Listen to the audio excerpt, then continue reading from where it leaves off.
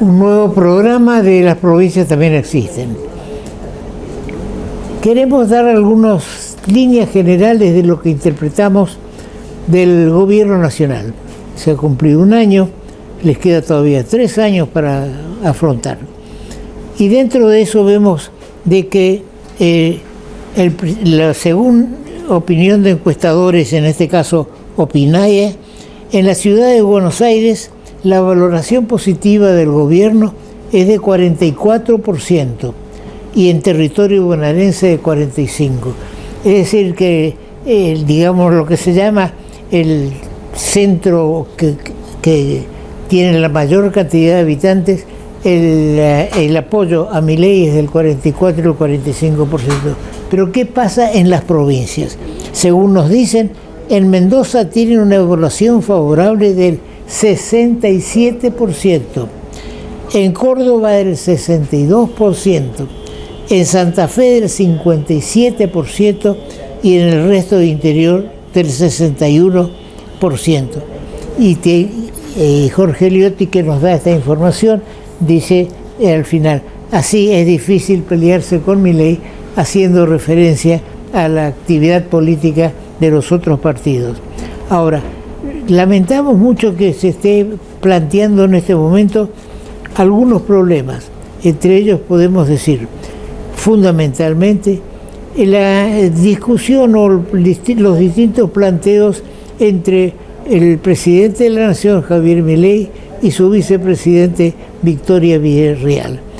Esto no conduce a nada bueno, ni para Milei ni para Villarruel, y perjudica al país, porque ya detrás de cada uno de estos dos, más de Victoria que empieza a moverse, un sentido de que el gobierno tiene que cortar sus proyectos y demás, o si no, volvemos para atrás. Yo creo de que hay que acompañar en estos momentos al gobierno. A pesar de que de nuestras disidencias, por ejemplo, yo disiento totalmente de lo que se habla de que el presidente de la Nación va a mandar por un decreto de necesidad y urgencia, una vez que el Senado se cierre sus puertas, que es el mes en este mes, entonces para designar por decreto a Ariel Lijo y a García Mansilla. Eso es malo. Es malo designar por decreto a los jueces de la Suprema Corte, pero, digamos, lo que habría que hacerse es consensuar candidatos, porque el hijo tiene una cierta vinculación con el kirchnerismo. No sabemos hasta cuándo ni cuál es la profundidad, pero sí nos llama la atención el hecho de que una senadora kirchnerista, y digo kirchnerista porque el comentario de los diarios es que esta senadora no toma una posición sin que sepa Cristina, tal es su fidelidad. Es una senadora que fue gobernadora de Catamarca, que también ahí está el clan de la familia Sadi, que gobernó muchos años la provincia de Catamarca. Entonces, ahora surge la sospecha, ¿por qué esta senadora pone también su firma en el pliego, digamos, en la comisión que se eleva a consideración de la Cámara? Porque la Cámara no puede tratar nada si no hay despacho de comisión, salvo una cuestión de urgencia declarada por la misma Cámara, no declarado por otro. Pero bien, veamos entonces qué puede significar esta firma de la senadora kirchnerista, es decir, a dar consentimiento para Ariel Lijo, pero parece que hasta el momento no da, digamos, consentimiento a la de García Mansilla, que es, digamos, un catedrático que no tiene oposiciones reales. Sí, porque las oposiciones políticas son políticas, es decir, responden a la intención de obstaculizar al gobierno a quien envía las propuestas. Todo esto crea ahora un manto de incertidumbre. ¿Será que bajo las tablas hay alguna conversación entre Milei y Cristina.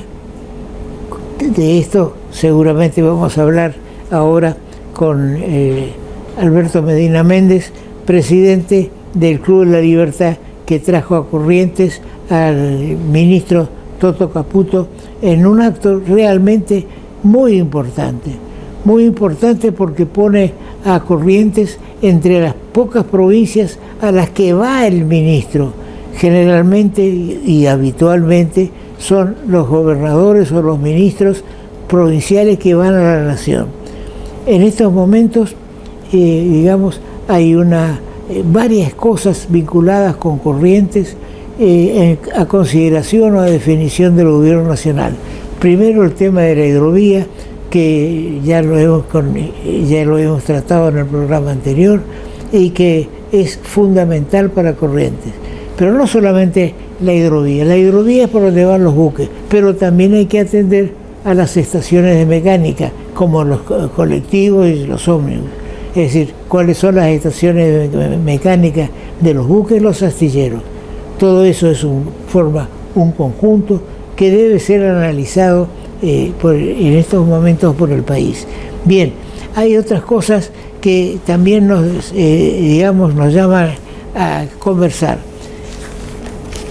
El ministro Caputo dijo, y ahora está a consideración de ustedes el titular, en el diario Litoral dice: la política, fíjense esto, interpreta mi pensamiento, la política debe ser para arreglar la vida de la gente y no para que unos pocos se vuelvan multimillonarios. Hay muchos ejemplos de quienes perdieron fortunas en su honesta acción política. Pero esta definición por Toto Caputo es muy interesante y se une ya a otra a otra más que en su momento la haremos conocer. Ahora bien, hay un hecho que no es en nuestro país, sino que es en Europa. Ahí fíjense cómo el patrioterismo cede ante las realidades. Hay un hotel que está emplazado en el límite entre Suiza y Francia. Una familia regentea un lugar y permite que entrar por una puerta en un país y salir por la otra puerta y está en Suiza. Es decir, que está emplazado con una parte en Francia y otra parte en Suiza, pero es un solo edificio, algo realmente sorprendente y que lo destaca el Diario de la Nación. Bien, hoy tenemos dos invitados, el presidente de La Libertad Avanza, del Club de la Libertad, no La Libertad Avanza, perdón, del Club de la Libertad, Alberto Medina Méndez, y también el doctor Luis Acosta Mur, que nos va a hablar un poco sobre la batalla de Obligado, que el 20 de noviembre se cumplió un éxito, un aniversario más. Vamos a un corte.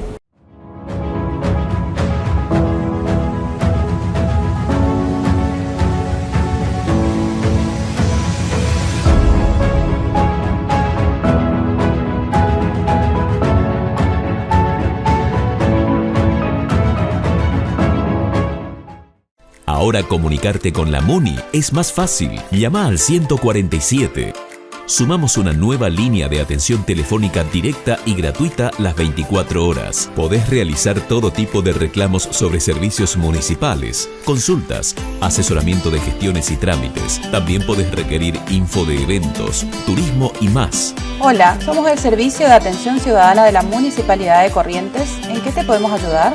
Línea 147. Estamos cerca tuyo, Municipalidad de Corrientes. Los jueves son más bonitos con la tarjeta bonita del Banco de Corrientes. Para mujeres activas, independientes y emprendedoras, con descuentos exclusivos todos los jueves en indumentaria, decoración, ópticas, perfumerías, librerías y mucho más. Cada vez que utilizás tu tarjeta, colaborás con la Asociación de Lucha contra el Cáncer de Corrientes. Pedila en www.bancodecorrientes.com.ar y sumate a nuestra comunidad bonita. La ciudad se vio conmovida porque estuvo en Corrientes Luis Toto, colega, Caputo, ministro de Economía de la Nación.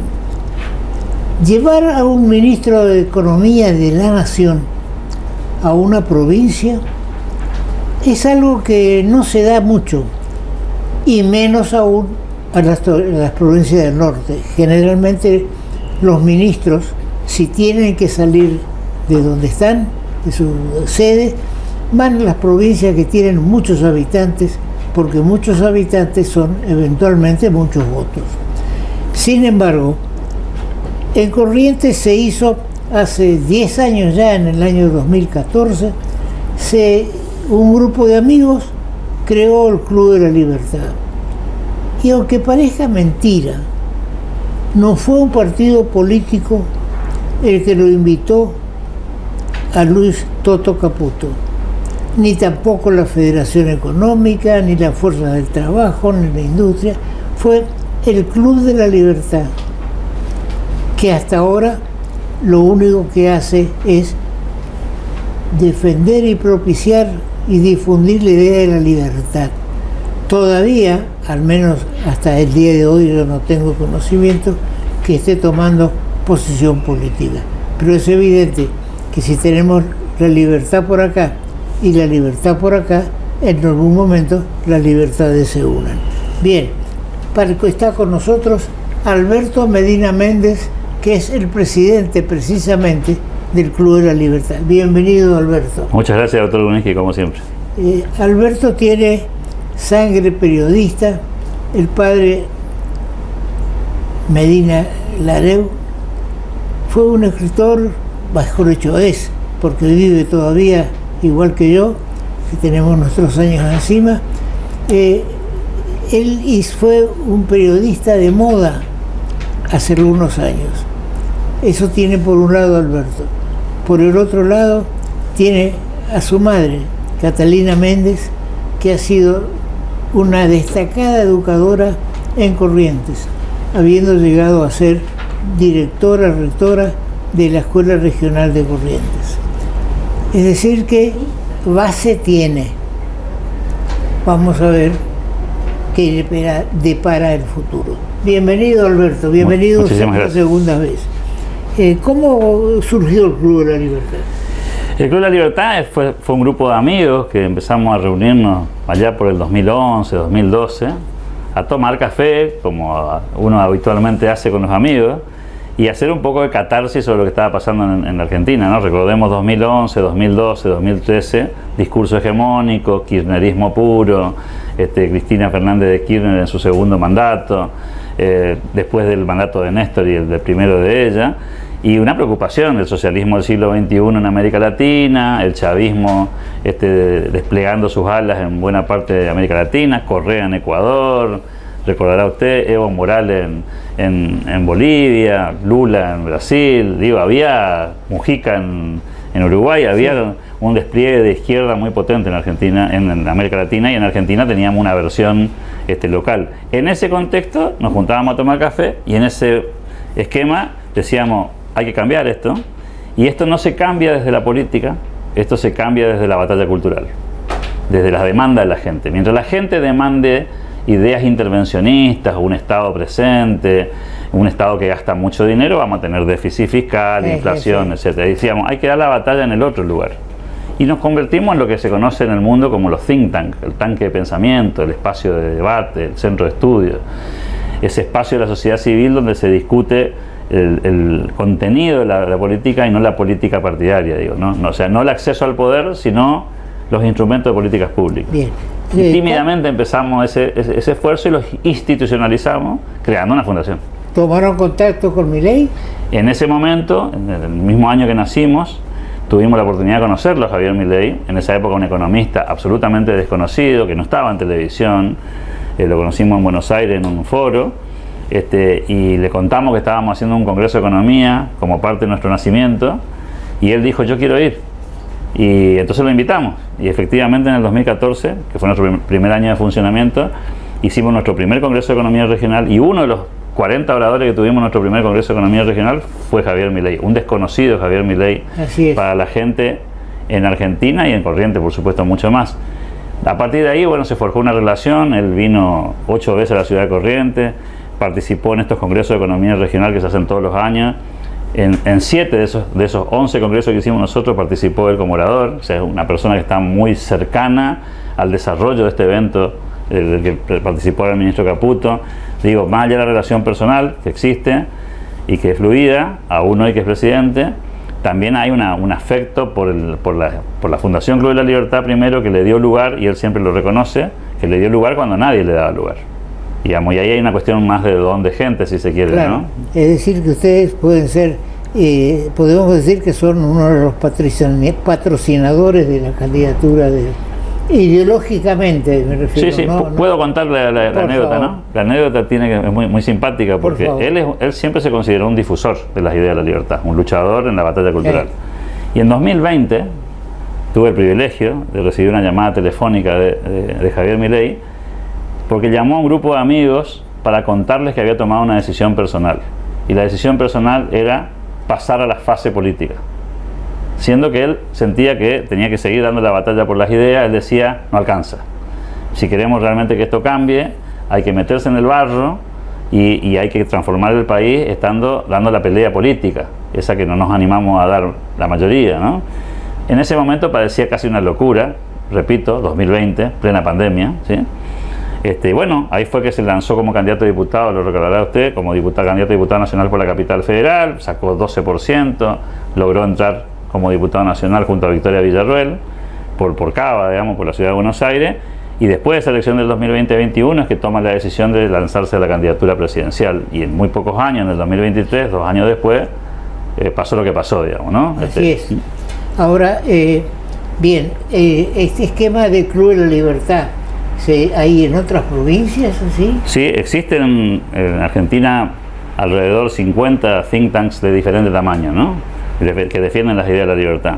Por supuesto, hay algunos que son más grandes. Nosotros tenemos el privilegio de estar entre los 5 más importantes de Argentina. Está la Fundación Libertad de Rosario, que tiene más de 35 años de existencia, la más antigua de nuestras organizaciones, fuerte, potente, tiene un edificio en la ciudad de Rosario, 40 empleados, hay una estructura gigantesca ahí. La Fundación Libertad y Progreso en la ciudad de Buenos Aires, que un conocido suyo la conduce, Manuel Solanet, junto a Agustín Echevarne y a Aldo Abraham. Después está Federalismo y Libertad en Tucumán, que también es una organización parecida al Club de la Libertad, tiene un añito más que nosotros. Nosotros cumplimos este año 10, ellos cumplieron 11. Es otra organización también muy importante. Y la Fundación Bases, que es otra de las organizaciones que también ha tenido mucha fuerza. Y después hay un montón de ateneos y grupos chiquitos que en la Argentina defienden las ideas de la libertad, en Santa Fe, en Neuquén, en Mendoza. Sí, yo no creo que no haya uno que no defienda las ideas de la libertad. Bueno, ¿no? Sí, pero aquí ha habido una promoción interesante de ese debate. Pero los que tenemos una idea de la libertad o de la democracia, si no nos organizamos en entes que puedan divulgarle, estamos, digamos, mal. Bien, ahora yo estuve en la reunión que se hizo el día viernes y noté mucha gente. Yo habría 300 personas por lo menos. Sí, un poquito más. Y un poquito más, porque incluso fui con mi señora para encontrar un lugar que llegamos un poquito tarde, no fue fácil. Ahora, en esa oportunidad, el ministro, le voy a decir Toto Caputo porque me gusta decir Toto, y entonces Toto Caputo hizo una expresión que reflejada en los titulares de los diarios locales, que 50 años pasó Corrientes pidiendo obras públicas y que no fue correspondida debidamente. ¿Eso qué implica? Que en el posible presupuesto nacional se incluyen algunas obras para Corrientes. Yo creo que hay 2 cosas en esa frase que dice el ministro Caputo, ¿no? Una es que la mayoría de estos reclamos no han sido resueltos por muchos gobiernos, no por uno, digamos, ¿no? De hecho, el famoso tema del segundo puente tiene 20 y pico de años de conversación, firma, convenio, y finalmente no salió. Y esta es una opinión personal, él lo dice muy subliminalmente, ¿no?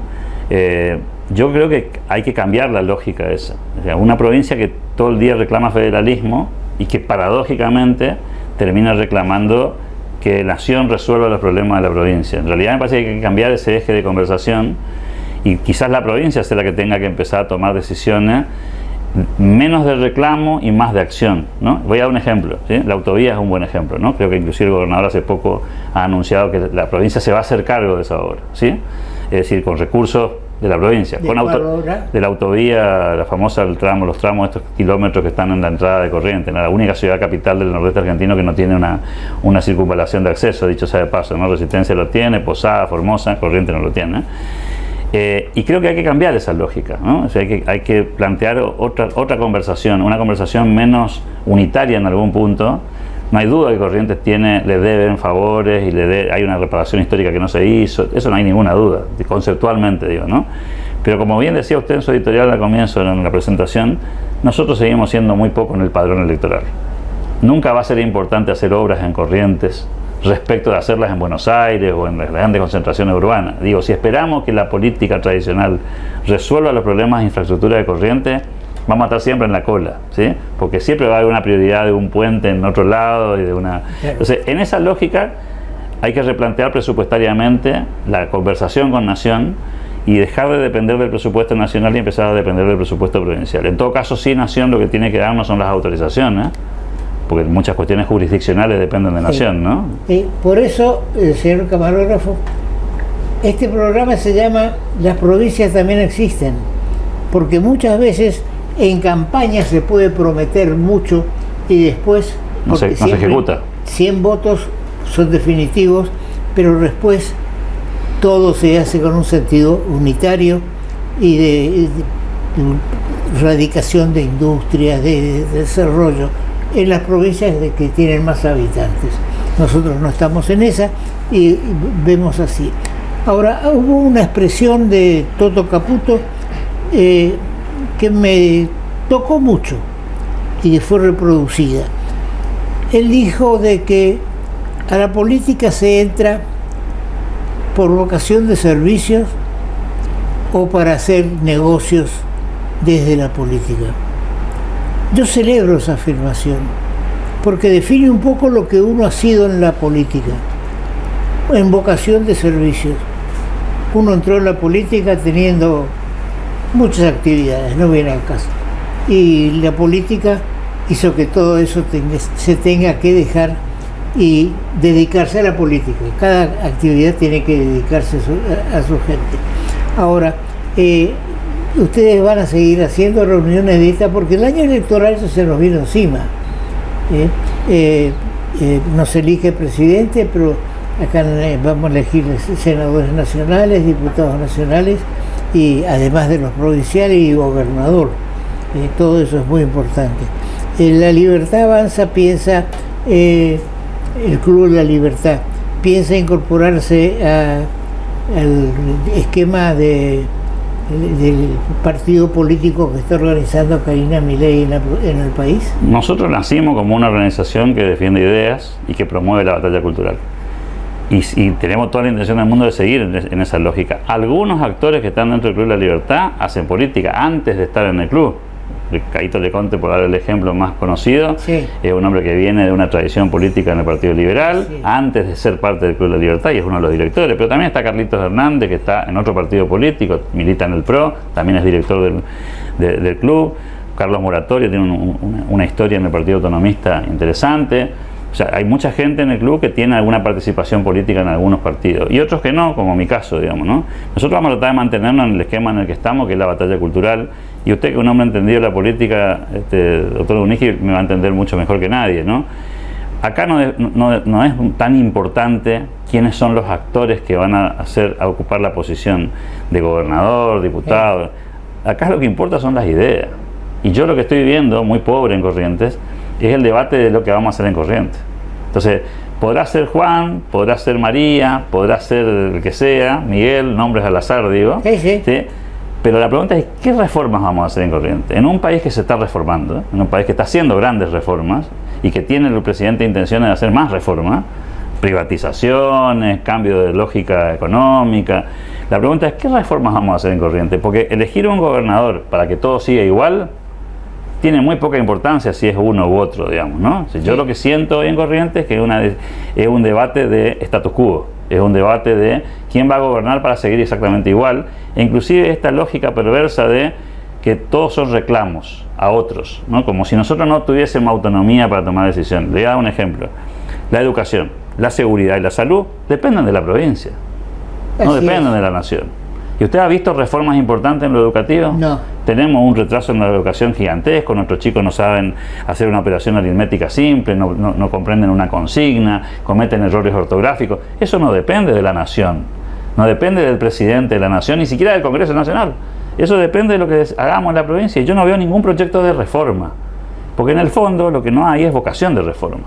Entonces nos quedamos en lo lateral, en lo superficial de la discusión, y por eso a mí no me preocupan tanto los candidatos como las ideas. Sí, siempre es más fácil acompañar la ola que viene que empezar a producir nuevas ideas. Es muy difícil.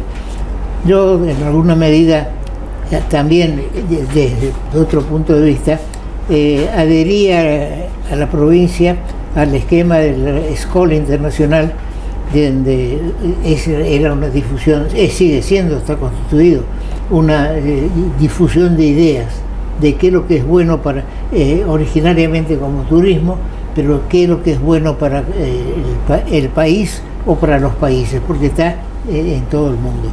Bien, ahora se está formando algo como las Fuerzas del Cielo, que por el Caputo. Este Caputo es Santiago, es pariente, el padre de... Es sobrino. Sobrino.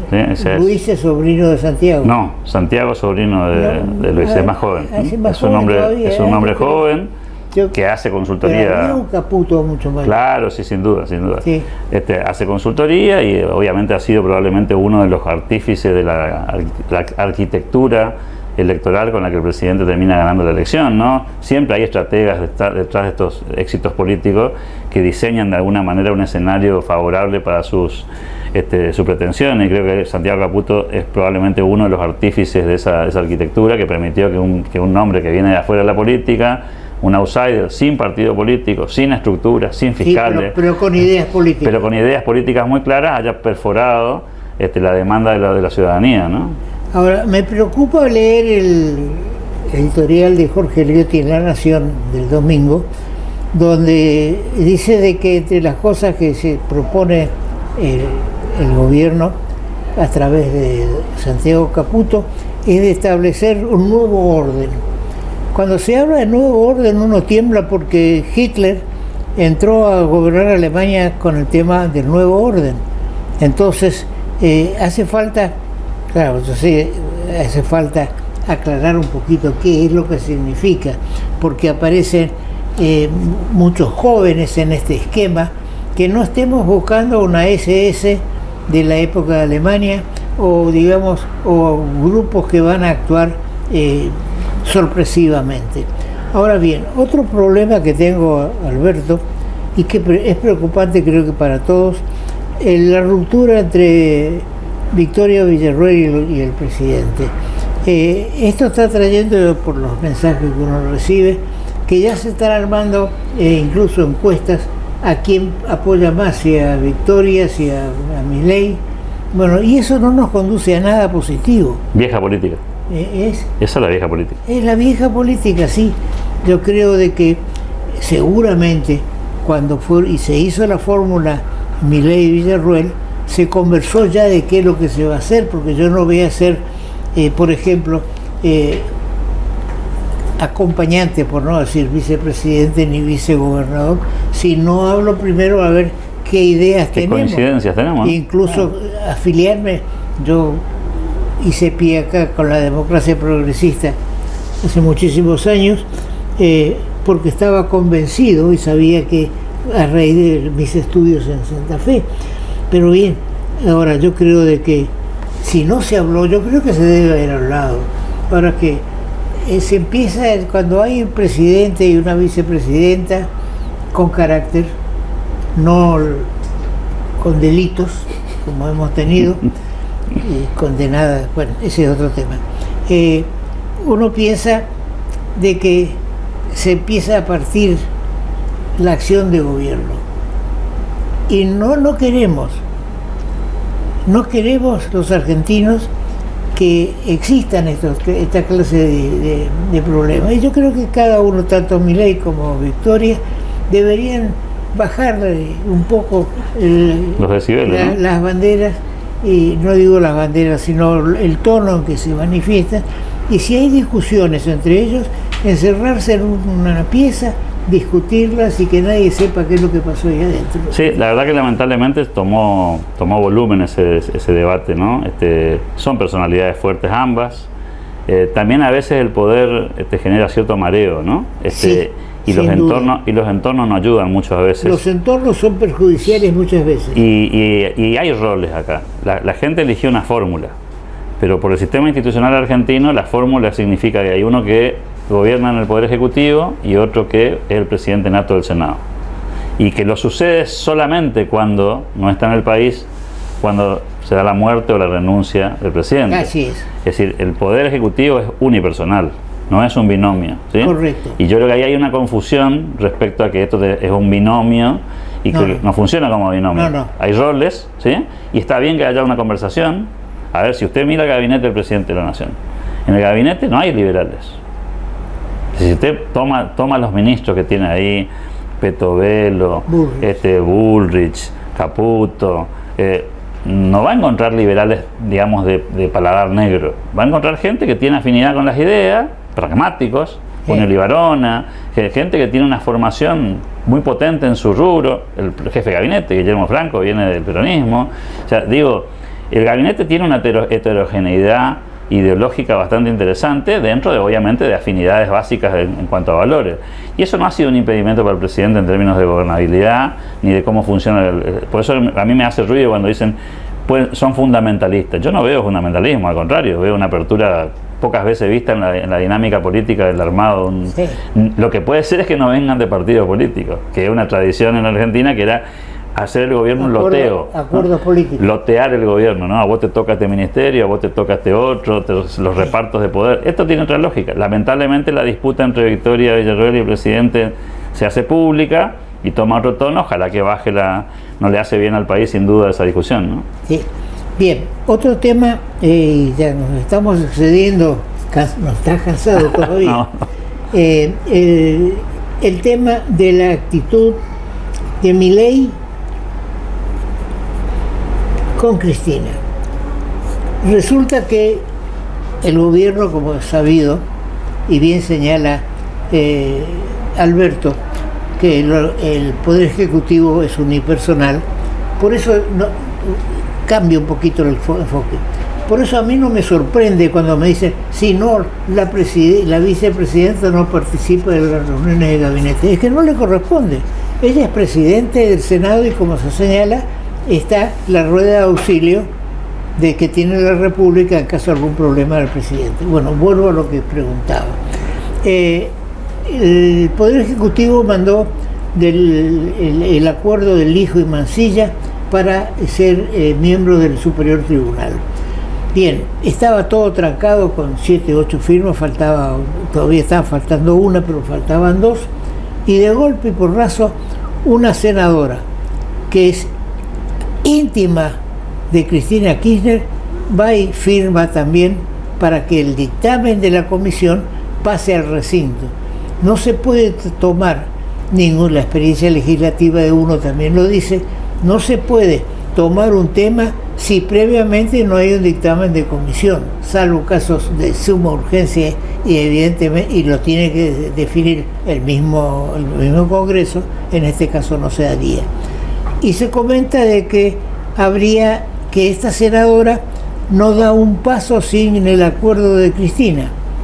Entonces, nos asusta un poco que no exista ya un acuerdo subterráneo o un conocimiento subterráneo de Cristina y Milei. Pero por otro lado, Milei le sacó a Cristina, fíjense la cifra, un suplemento de $35.000, ¿escuchó? Sí, $35.000, porque Cristina vivió hace más de 20 años o 30 en el sur. El domicilio de Cristina es Buenos Aires, su residencia es Buenos Aires, sin embargo estaba cobrando, y yo creo que habría que sacarlo ya, un subsidio mayor a los jubilados que estaban en el sur por zona inhóspita. Bueno, eso fue hace años y hace lejos. Y hace otra tiempo, Argentina. ¿no es cierto? Hoy en día el sur argentino está bien poblado, con buenas comunicaciones, tal vez mejores que las del norte. Entonces yo celebro. Ahora se chocan esas dos versiones, ¿no es cierto? Yo pienso de que incluso con la designación del hijo, pero bueno, ¿qué pensás de eso? Yo no creo en esos acuerdos. Yo creo que en todo caso lo que puede haber son intereses concurrentes. Es decir, puede ser que una designación, como puede ser esta de los jueces de la Suprema Corte, de la Corte Suprema, tengan una coincidencia de intereses los sectores políticos, digamos, ¿no? Yo entiendo que el presidente Milei está promoviendo esos jueces porque él entiende que esos candidatos a ocupar posiciones en la justicia van a traer consigo otras reformas. No nos olvidemos que por la Corte Suprema pasa la última instancia de un montón de reformas que el gobierno quiere llevar adelante. Así es. Y creo que nadie está tomando nota de esa parte, ¿no? A Milei le interesa cambiar el país. Y el cambio del país se va a dar en la medida que la Corte Suprema convalide los cambios o los rechace eventualmente. Y creo que él está pensando en jueces que eventualmente puedan acompañar esos procesos de la Constitución liberal del 53, digo, ¿no? Porque muchas de las cosas que usted conoce más de derecho que yo, hay muchas leyes que son inconstitucionales. Bien. Y están vigentes, ¿no? Bien, yo dudo que el hijo sea uno de esos, pero... Démosle el beneficio de la duda. Así es. Bien, muchas gracias, Alberto. A usted, doctor. Y volveremos a tomar contacto cuando tengan una inquietud. Y pienso que si podrías gestionarme una entrevista con Luis Caputo, digamos, yo te daría una carpeta con mis antecedentes y hago un video. Con todo gusto. Para ver. Me han entregado varias carpetas en estos días. ¿Cómo? Me han entregado varias carpetas en estos días de cosas de corriente, digo. Bueno, ¿no? Bueno, este también, en buena hora, ¿no? También es una cosa de corriente. Ahora, y nos trasladaríamos con camarógrafo y demás a Buenos Aires para hacer una nota. Con todo gusto. Ya sea con Caputo, con Milei o con el Papa. Si fuera necesario. Bueno, muchas gracias y seguimos con nuestro programa.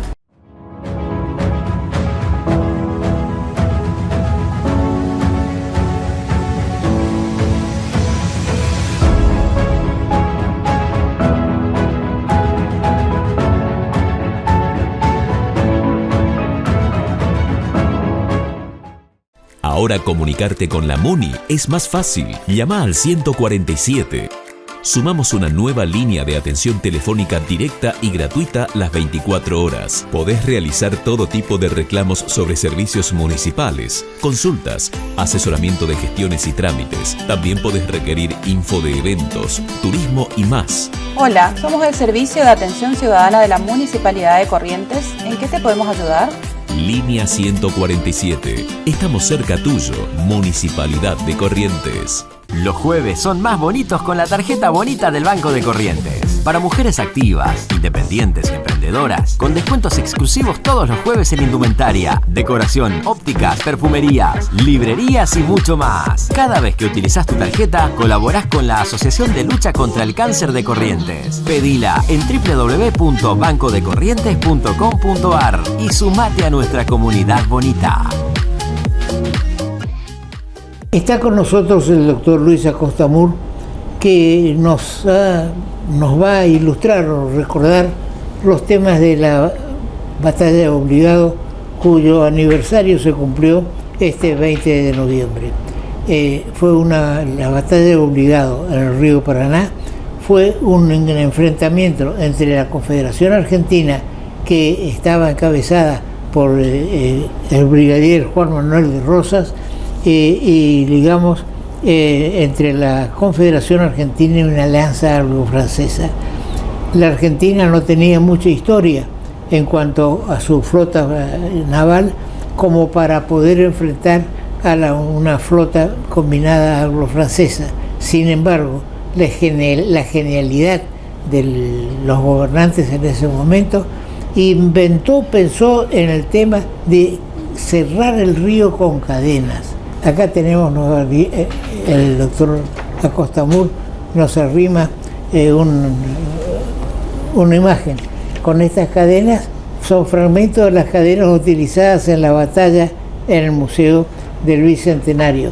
Acá tenemos una exposición del monumento de las cadenas en la batalla de la Vuelta de Obligado.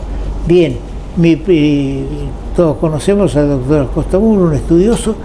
Mi primera pregunta, Luis, es ¿cómo surgió este tema de las cadenas de Obligado? Yo considero que los ingleses, porque digamos así, siempre uno para arrancar en las causales. Una vez le pregunté en Buenos Aires a un geólogo ¿cuántos kilómetros tiene Inglaterra de superficie? Y mirá, me dice, siendo generoso, sumarle Entre Ríos, Corrientes, Misiones, y bueno, y hasta por ahí nomás. Pero le digo, estas provincias nosotros, si sumamos, tendremos 4, 5, 6, 7 millones de habitantes. Y Inglaterra tiene 70.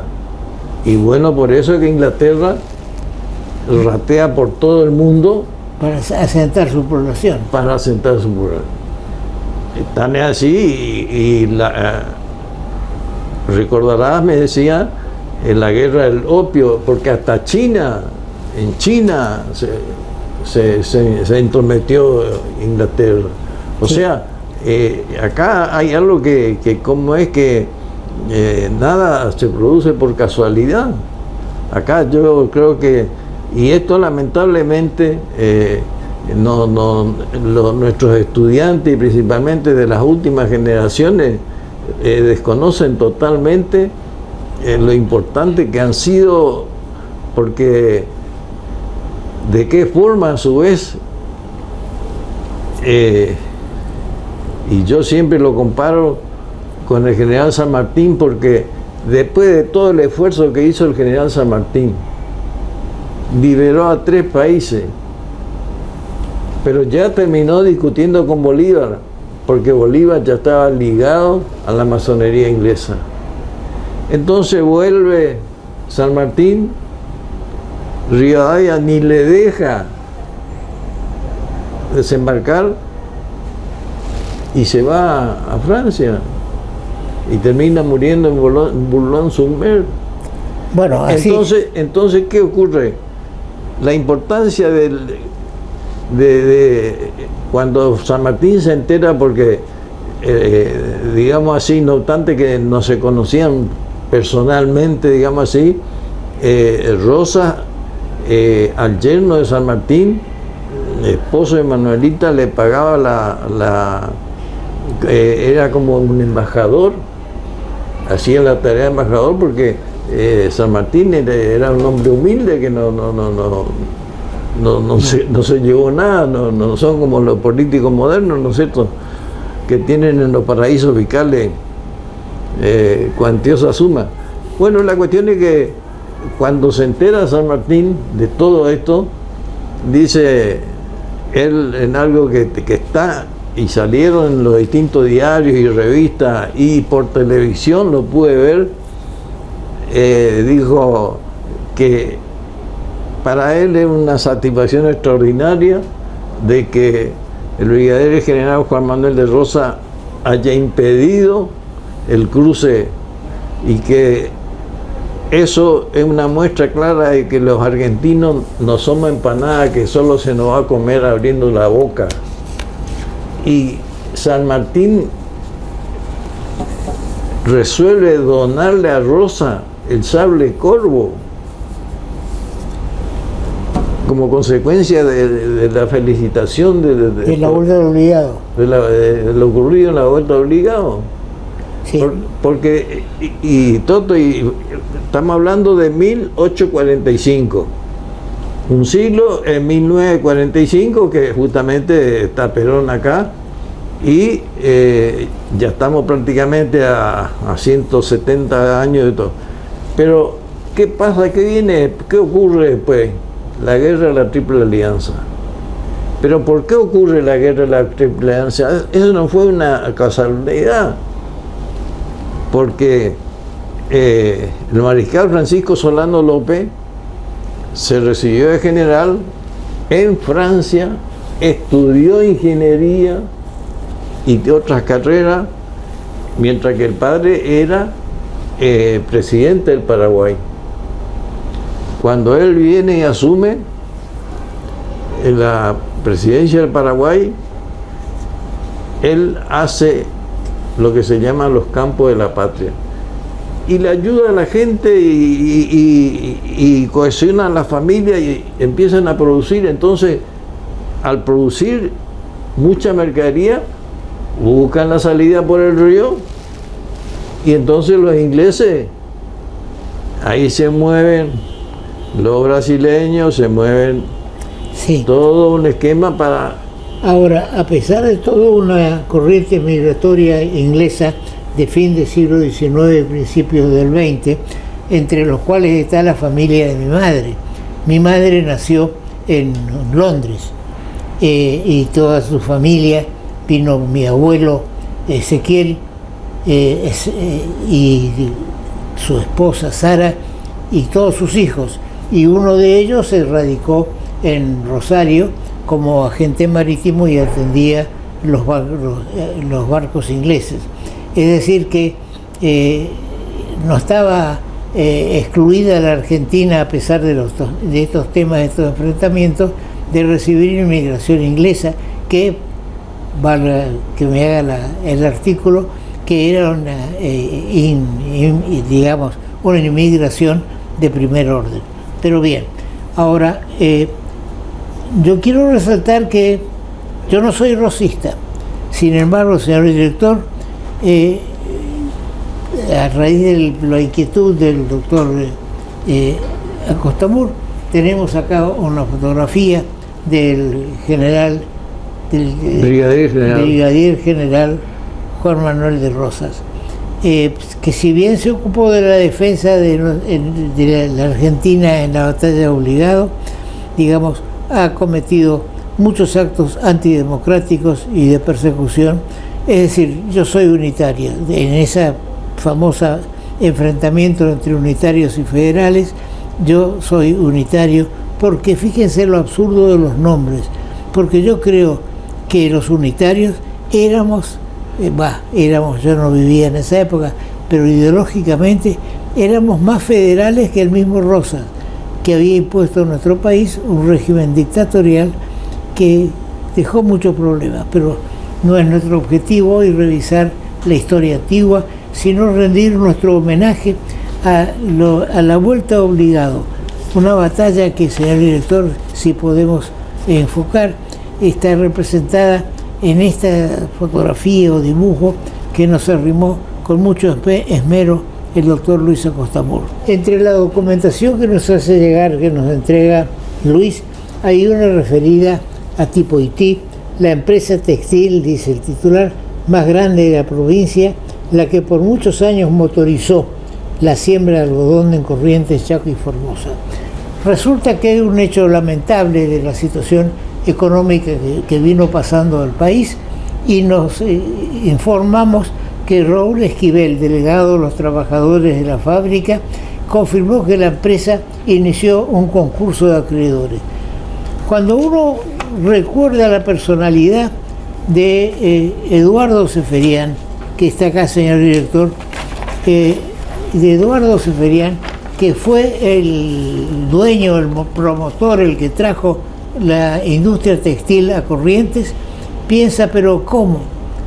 ¿Qué pudo haber ocurrido en el país, no digamos en la empresa porque era una empresa de don Gómez Eferián. Esta firma se instaló en Corrientes durante el gobierno del general Velasco, digamos, y fue un gran apoyo al país, a la provincia, porque no se industrializaba el algodón en la forma como vino a hacerlo Tipo Haití.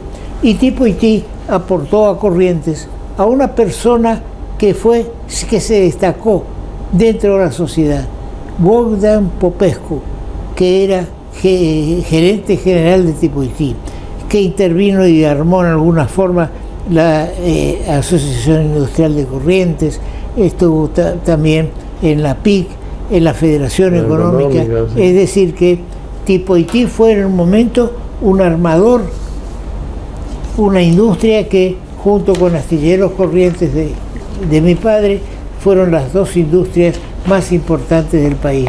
Hoy en día todo está en veremos y en crisis. Bien, Luis.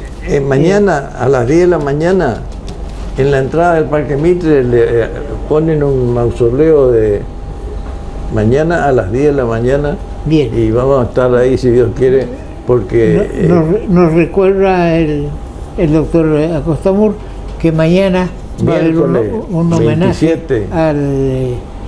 al doctor Eduardo Eferián. No sé si era doctor, era un empresario. Nombre título suficiente para actuar y hacer el bien para la provincia. Y fue creador del club Mandillú también, porque Mandillú en guaraní quiere decir algodón. Claro. Así que entonces, como es, y yo también jugué en las inferiores de Mandillú, pero cuando iban a armar un esquema para ir a primera, me convocaron y me fui y me aprobé, porque yo gracias a Dios jugaba bien, porque pateaba tanto con la izquierda como con la derecha. Pero ¿qué pasa? Mi papá me dijo: Luis, si te vas a jugar fútbol, nosotros nos fundimos.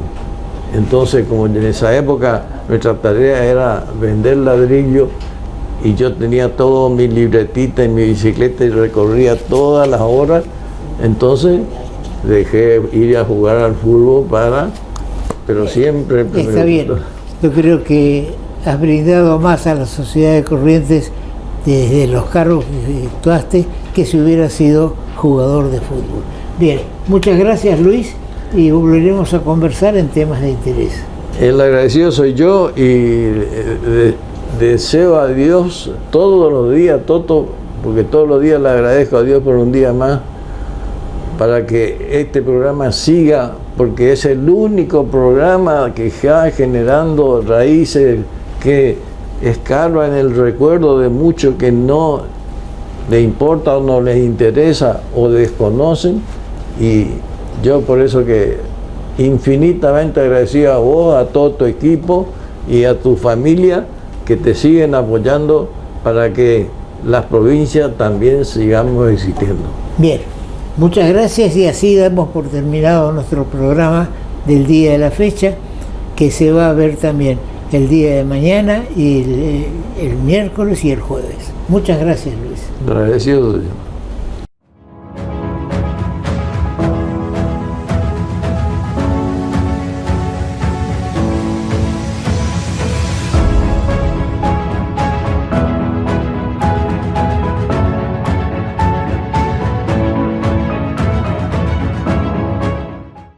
Ahora comunicarte con la MUNI es más fácil. Llama al 147.